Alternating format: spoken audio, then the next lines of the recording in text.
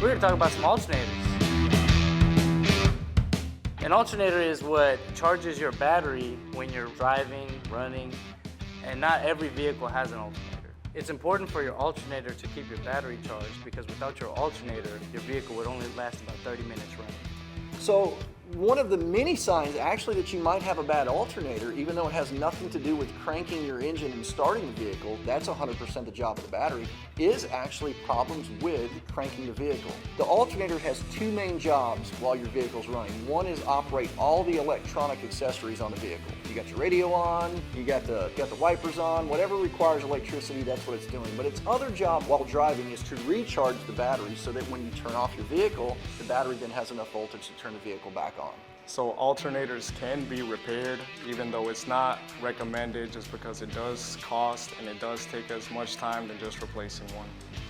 So to tell you that you have a bad alternator, sometimes that red battery light will come on, indicating that the alternator isn't charging your battery, or your battery has a bad cell. So when your battery has a bad cell, it could mean that it doesn't have any voltage or the battery isn't accepting the charge. But it's always best to bring it into the professionals to have it checked out.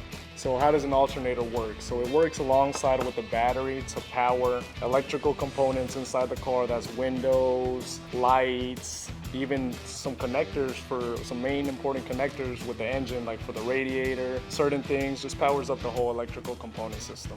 So usually most cars now pop up a battery light on the dash. That's how you can tell whether an alternator is bad, because it's letting you know there's something going on with the charging system. Another way is bring it to us. We can test it out and see if your alternator is bad. So this right here is our machine. We hook it up to the battery to see whether the battery is good, if the starter is good, and also the alternator. So remember, black goes with the negative, red is going to be positive. Hook it up.